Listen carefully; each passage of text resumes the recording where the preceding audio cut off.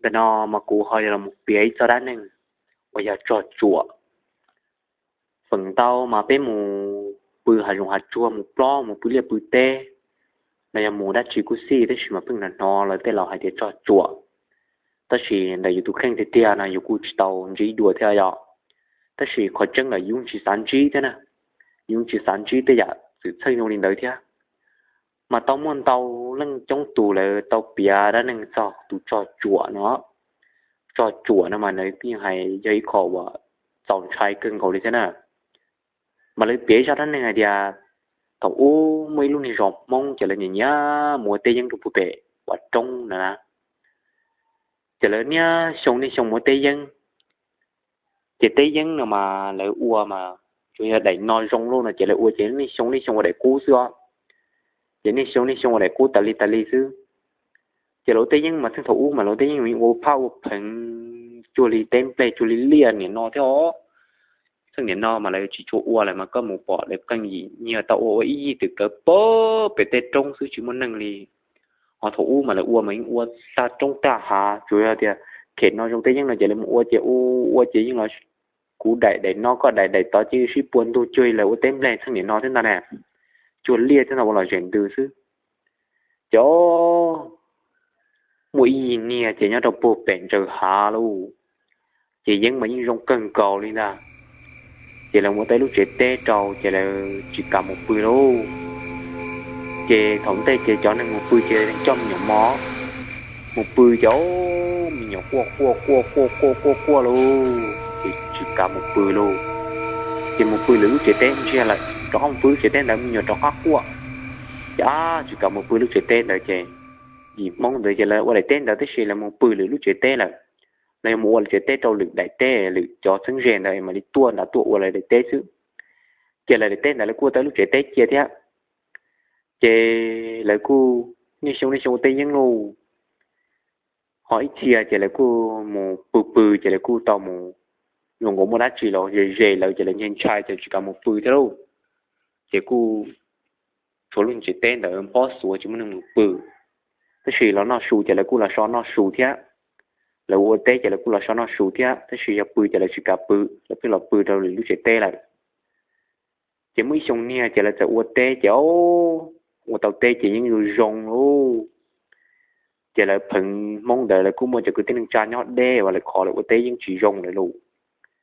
chỉ là chỉ ô luôn thôi chỉ là cứ tiếng cha để có tôi bắt nó lại nó chỉ tôi chỉ trông từng cầu luôn chỉ gì từ là cũng một cái tiếng cha tôi chỉ trông luôn thì tôi nói là những chụp hình thì tôi những đỡ nên tôi trong phòng chị chạy bù ta luôn chung chạy bự luôn đó lúc chạy lại dân thì chị này kêu lúc chạy tôi no thế nè lúc chạy tôi là no quá vì một bự té này giờ chúng một bảo bỏ thế chúng một chạy bự chỉ tàu đi theo luôn đó nó no thế luôn chị lại xin ba chạy phân số ở rồi chị chữ những ba nhà chị phân số ở rồi chị cho nên lâu chỉ muốn bắt chỉ phân xua chạy dùng bự chỉ phân xua cho nên lùa tự hay đã chả chỉ muốn là chỉ bự bên gần ba chỉ bên một bự có từ nhà nó chuyện gì mua hoa là nhiều chứ một bự còn đỡ xưa chỉ xin này chạy thế luôn chỉ tép bút bé nè để bút bé lượt tép bé chỉ muốn một bự á chỉ tép bé chỉ muốn bự này cho lùa tao lùa một bự á thì cho nên lùa bên này để chế bé một xí dòng một bự bé em có trả lúc chỉ tép bé chỉ muốn bự rồi trả là chụp bìa rồi lúc chơi tết để mà là cho mình dùng một bữa mình dùng qua mà lấy thêm chỉ cả một bữa thế chỉ ta lên đó là ít tiền nha bao nhiêu là chỉ nâng là một bữa mà lấy bây giờ dùng cổ chỉ dẻo mua nâng mà đã chỉ là dễ lợi thế từng dùng cổ đi mua cho là chuột lợi mà lấy chai là chỉ cả một bữa thì mấy tuần này lùa thì chín chai cú đi cú mua tại cửa công mua pali lại chín chai đọc của một bữa lên tiền đọc của một cho nên hai lần đầu thì cho nên trai ta thì là giờ lần đầu chỉ biết những cái phương xua thế biết những chỉ những bự bé đâu biết những cái phương xua bự ai lu thì chỉ tôi dùng bự là gì thì hiện tại tiền mua lấy từ cả nó cũng mua chín trai để cho lúa giàu một bự nó chỉ bé chứ thì cho nên chỉ lần trai thì là chỉ cả mù luôn giờ hay rồi thì có chín trai chỉ có một con sư bé chỉ cả mù cho nên thì tiền mua luôn tiền đó cũng mua cái bự bé bự bé chơi sọ cháu tới ít mong câu chơi sọ cho nên chỉ cả một bự đâu thì là đã bé lão chỉ không số bự là nó xưa sẽ có ngồi chỉ cũng đâu biết uốn là nó xưa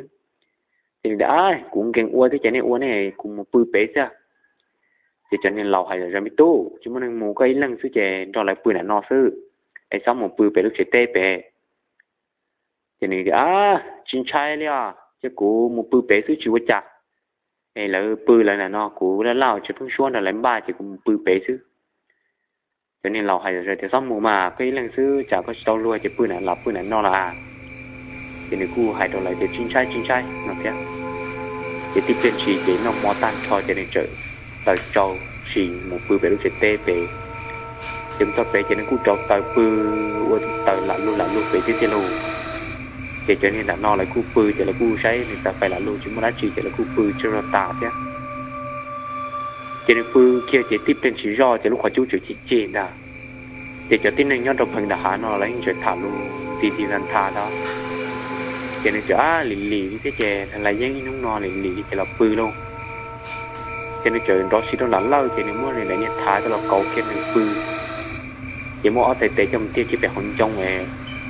nên nó bự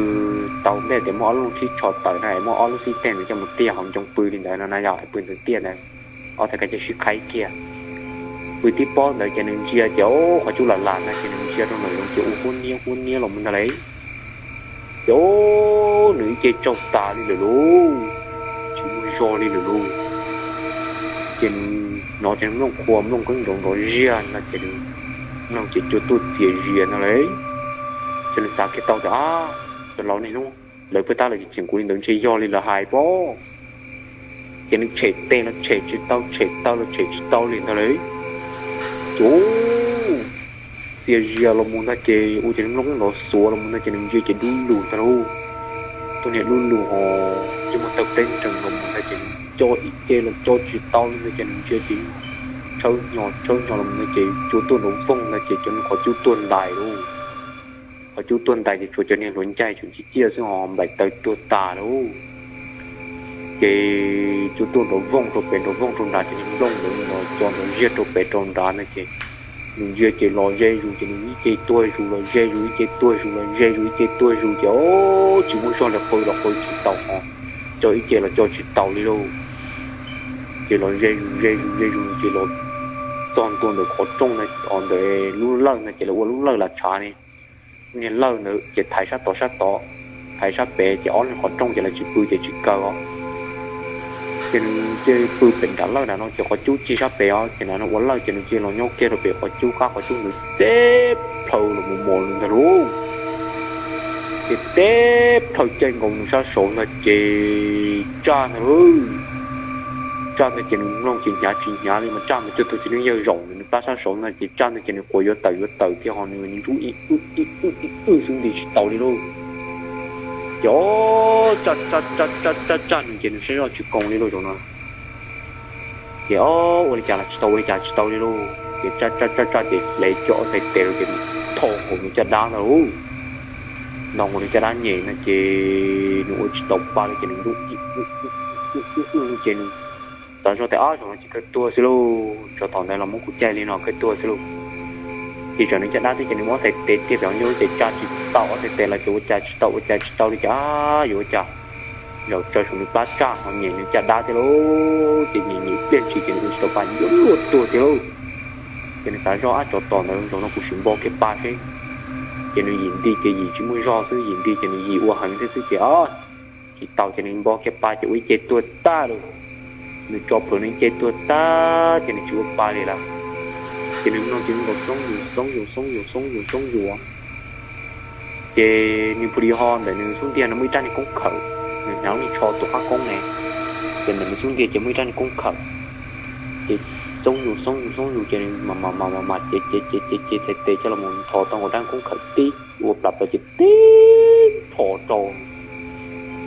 thì chúng kia lên nói là một sông rồi mua rồi cái chuyện bốn mươi sông rồi nó chỉ họ chú đó chịp lời ta xin lời để chua tôi cho cho nên nó nói xíu trong nội dung cho nên sợ trong là dòng tôi cho nó quay xuống nó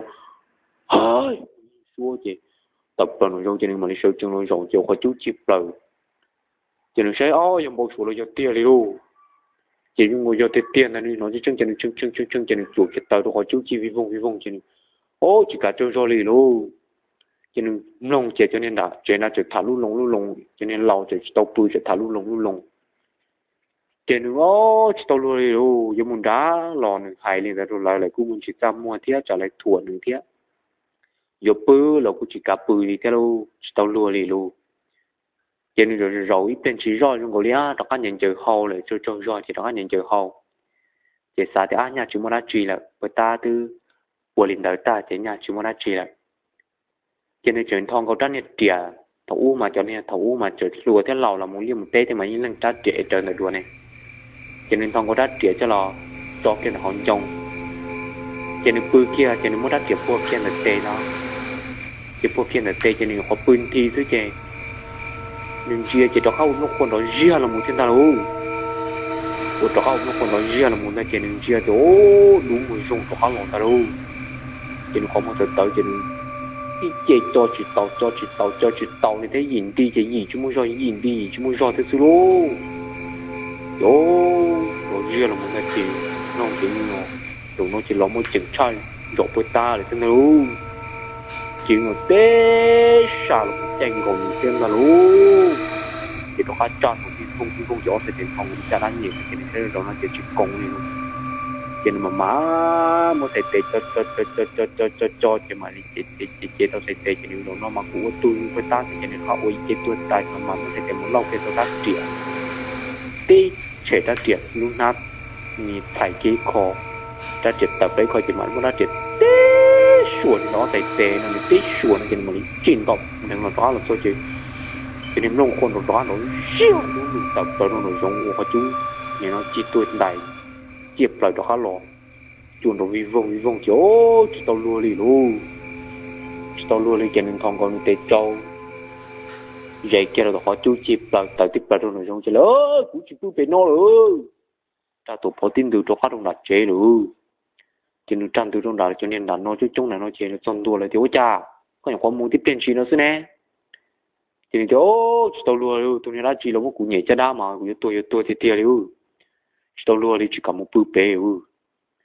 lần đó nó suýt gì là nó cho nên thì nè bây giờ hay có tài thì có bự thì là nó có chuyện cho bé bự là nó sẽ bự chứ trong thì chúa cha po coi tao lùa một bự bể có tất cái công này nè chắc có chúa cái công ô cụ là đa còn nên sẽ bố cụ luôn một sư nên chú cụ luôn một cụ sa tiền chơi chúng nó chi nó tôi đủ lũ trên một tập lên trần là tranh cầu cụ sát xấu xong mà cũng đi chỉ tàu đi rồi giờ tôi thì tia thì giờ tôi thế tia thì cụ lần đó này bự là nó sư luôn giờ này thì ôn lên tới mà nó biết bự là nó sư hay có ta là có chứng nông này nó biết bự là nó sư trời bé chị tay kỳ là cho mua tê là muốn nó sụp bé sư họ lên cả bự đi tại kỳ bên mà đi qua lúc chế bút số rồi trong bự chứ mà nó trong tủ chế bên là bự là nó chế theo cháu nhỏ là bự là nó chế bởi mò can thuộc tới tại kỳ chỉ mua đã chỉ chữ sĩ dùng gọi là chuyện nó khó này vào dùng gọi đi đúng một trong là chạy nữa đây là chế được xe thì mà đi lo tôi này mà báo thì ô trò chùa mà dùng no đâu chỉ trò chùa là thì tia đi nào chỉ nông là hại sẽ dùng gì đâu thì mình tới chỉ cầm một bự bé chế mò tóc cá lại mày lo chế bút số đâu là nó chỉ là cái là bự này nó chứ chỉ cả một mình bự bé lúc trẻ bé là chỉ thứ tư là chỉ cả một bự bé thứ tư là chỉ cả một bự bé lại chỉ ra đan mình cho chuồn thì nó chỉ cụ thể là bìa sầu lên nó chứ